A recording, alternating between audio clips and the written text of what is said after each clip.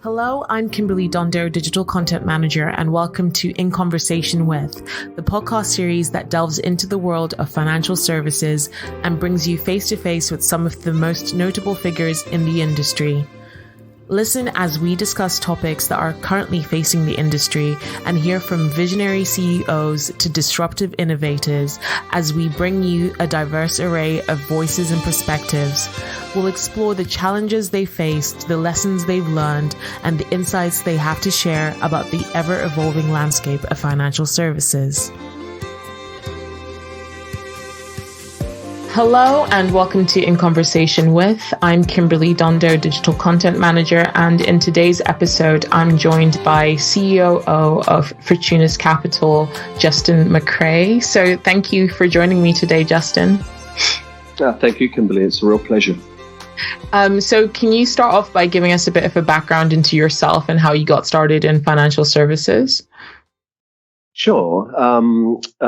I was involved in family business, generational family business in New Zealand, the UK, and we primarily dealt with international trade financing, supporting building bridges between buyers and suppliers across the world. We also had investments that we managed in businesses, predominantly UK-based. And those were going very well for us. And we then expanded on those businesses with a regulated fund for venture capital investment. Okay, great. So can you tell me a bit more about Fortunis Capital and its mission as an impact investment company in the UK's financial landscape? Yeah, absolutely. Our mission is really to seek out and realize innovative opportunities primarily in the tech and science space that are aiming to make a positive impact on our society, the environment, or both, while also delivering real commercial returns for investors. So think of it as a win-win and a win. And our mission is really to make investors understand that they can make significant returns via impact investment while also doing good. And that really comes down to this innovative focus and a focus on tech and science solving problems that then can be scaled as a commercial solution. That's our main mission, and it's really going out there, being at the forefront of impact and showing investors and other VCs that this can be done. Yeah. I have a science background, so it's something that interests me. But I did want to know what specific criteria you use when selecting projects to invest within the biotech, fintech, and wellness sector. Well, that's good to hear. I mean, I have to admit that over my coffee in the morning, I read the daily science journal, which shows up all the latest achievements from scientists around the world. So I have a natural interest in that as well. So I think really the opportunities that we look for as a VC firm still comes back to that impact. So it's innovative tech and science that's pushing boundaries and solving global problems. And what we look for in a company is immediate realizable solution to a problem that will achieve an impact. So we look for something that's very definitive, it's clearly focused, and also realizable in the 3 to 5 year space. And that's where we primarily look at our investments and the criteria for them. Okay. That's a good specific way to, like, a good set of criteria. And I wondered, how does Fortunis Capital balance its role as a venture capitalist with the goal of driving real world social change through its investments? Yeah, another great question. Typically speaking, the world of VC wasn't held in the highest regard. In actual fact, it's probably got a bad reputation for the wrong reasons. Venture capital is really driving forward, especially in the UK, our world of innovation. And so, for us, balancing between commercialization and impact investment isn't so much a balance when you combine them into one package and that win-win and a win. phrasing that I was referring to. So if you're with the foundation belief that we live in an age of innovation, where previously unsolvable problems are now being solved through tech and science, if that problem is global in its nature, and I can give you some examples later, and you have a solution, then that commercially that's entirely scalable without having to try too hard. It goes hand in hand. So rather than balancing because you're investing in the wrong thing, so you're having to make up for it with an impact somewhere else, the actual act of the impact investment is self-justified through its outcomes. And so going back to that win-win and a win, the investees are achieving their goals. Yeah. They're solving problems. They're advancing science and technology that benefits society or their environment. That is achieving commercial returns for our investors. And that's really, those three things are the balancing act. Yeah. And you mentioned you had some examples that you could share. So could you share some of the projects or companies that you have invested in that align with this mission? Yeah, absolutely. Probably one of the most more relative or recent successes we've had is, I'll use two examples. The first one is Clementine, and that is a female wellness app led by a female founder. And actually, the female founder herself suffered a severe breakdown. And then she created this app using hypnotherapy to get herself back out there and into the commercial world and into the world at large, actually. And she found it so successful for her that when she was talking to other females and women who are suffering from stress and work and other related problems, they're saying, wow, this is amazing. And so it kind of naturally took hold. And then we saw this, it was introduced to us as an investment proposition. And we just thought, this is incredible. She had 55,000 naturalized downloads, really driven to make a change.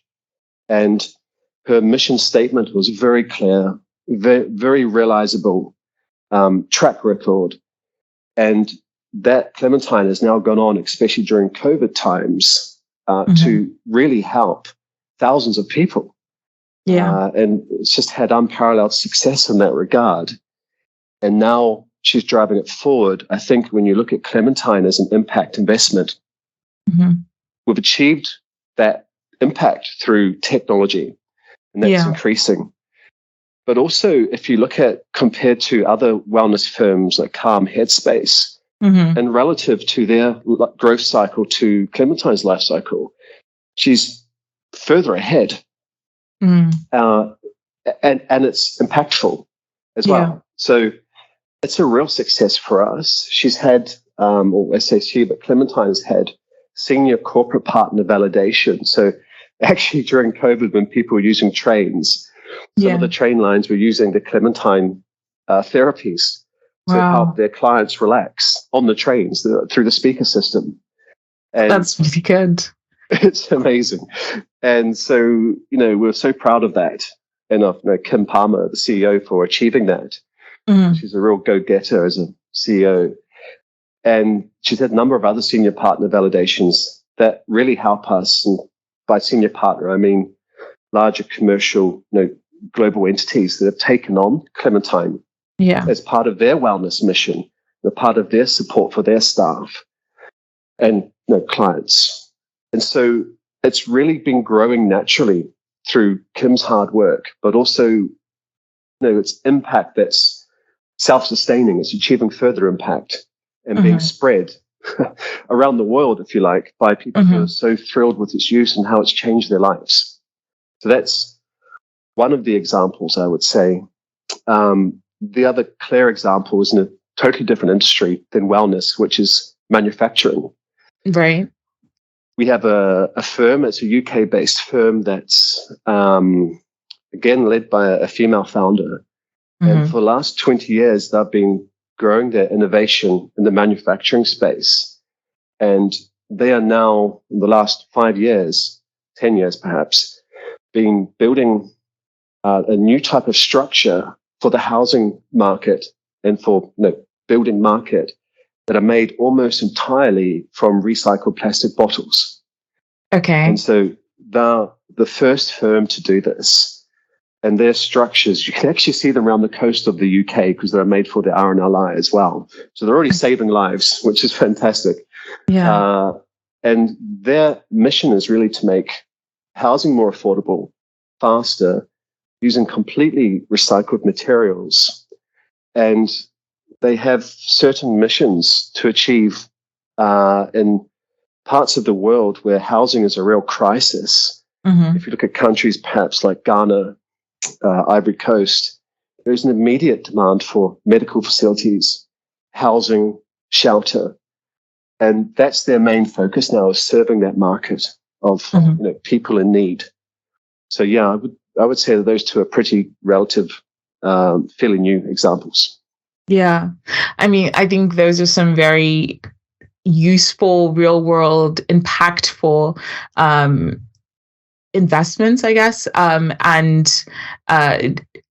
did look a little bit more into Clementine, and I think it is one of those apps that you would go to help yourself. And I think because it is more targeted, that's why it's so useful. So yeah, those are some very great examples. Thank you.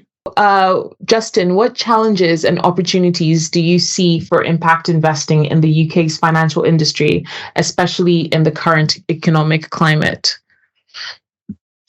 I think there's obviously the challenges that the VC industry faces across the board in the UK with the recent turbulent years and some lack of investor confidence. Perhaps some incidents happening in the States, San Diego's, California side. However, I do think that what we're seeing is a real renewed confidence with the interest rate rises and alternatives, venture capital, for those investors who are increasingly looking to seek better margins and are turning to these asset classes for that. So I think that's quite positive. The challenge for impact is again that prevalent attitude which we see of investors thinking that impact and creating wealth are two different matters, whereas if they could see them as one and the same, that you can achieve impact while also creating wealth that's the same or better than traditional VC or alternative returns, then I think that would go a long way to solving those challenges in the UK. Yeah. And so what sets Fortunis Capital apart from other investment firms when it comes to its approach to impact investing and its commitment to social change? I would say that the thing that sets us apart primarily is our delivery results-based focus. So rather than achieving certain merits or methods of operating, ESG governance and things like that, it's really the outcome that sets us apart. And we state that outcome at the beginning of the investment when we agree to make an investment in one of our portfolio companies. And that really is what drives us. So you've got your commercial goals, you've got your impact goals, and then it's making sure those continue to be married and you can deliver them and that the results are measurable and objective. Yeah. And so how can advisors in the UK, financial advisors in the UK, collaborate or engage with Fortunis to explore potential opportunities or partnerships? We are increasingly approached by financial advisors in UK and from offshore looking for managers of these asset classes who have got track record. And there are various different VCs and alternative providers, of course. But the standard way of interacting with us is through the usual channels of communication and making sure suitability and regulatory responsibilities are met. And in what ways do you measure the impact and success on investments that goes beyond just financial returns? So we have our own metric system that we've developed and we use, and that is based off the World Bank's system as well for measuring impact. But we've added our own more definitive elements to that. And so it really is a system of checks and balances, and then putting forward this as an example. For Clementine, they are helping people re-engage in society through mental wellness via their app. Now, when we get feedback from Clementine users of that app, that's one of the measurements. And so we know, for example, on our metrics that 100,000 users download the Clementine app, at least X percentage are going to have a life-changing experience that will then flood down to other impactful experiences. What we can't measure, we can measure the immediate benefit, but we can't measure all those additional add-ons that someone being empowered to go out to work or create a company via an app suddenly starts up a business that's employing 3 or 4 different people and their family have benefited. So we can't measure those knock-on effects. They're definitely present, but we can measure the fact that they downloaded it in the first place and it had a life-changing experience for them. So could you share some insights into the future goals and direction of Fortunis in terms of impact investment and venture capitalism? Yeah, absolutely. So our fund is currently it's a round A fund, so invest in companies at the round A stage. And that's capped about 200 million of AUM. Next year, we're launching our round B fund, which is a much higher level of investment. So these portfolio companies that have already shown they have grown, achieved the commercial and impact goals, can then be expanded through a higher fund round. There is a bit of a round B gap in the UK, hence most companies looking to the States for round B funding. So we really feel that there's a definite need for this round B fund, and we really feel that it will further help make these impactful missions more cemented in UK society and indeed global society. And that'll be interesting to see what happens there.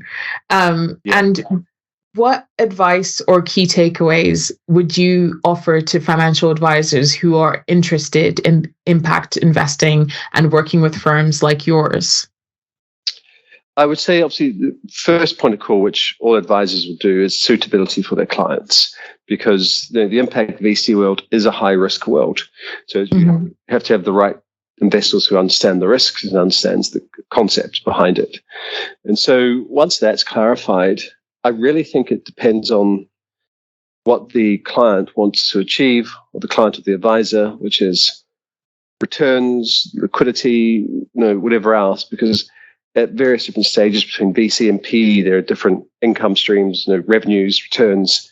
Some are less liquid than others and take longer to realize, but they have a higher potential return, and some are annually paid. So it's a big industry. I think, really speaking, they want to understand what's best suited for their clients' needs and then engage with the firm that provides that. Well, thank you for speaking with me today, Justin. This was a very interesting conversation. Oh, you're welcome. Thank you very much for your time. Thank you for listening to In Conversation With. We do hope that you enjoyed it. Please do keep up to date with all our new releases via Podbean, Apple Podcasts, Spotify, and everywhere else you get your podcasts from. You can also keep up to date with all our new content published on the Money Marketing website, as well as our print edition Money Marketing magazine. So make sure to subscribe. Follow us on Twitter, LinkedIn, Facebook, and Instagram. See you next time.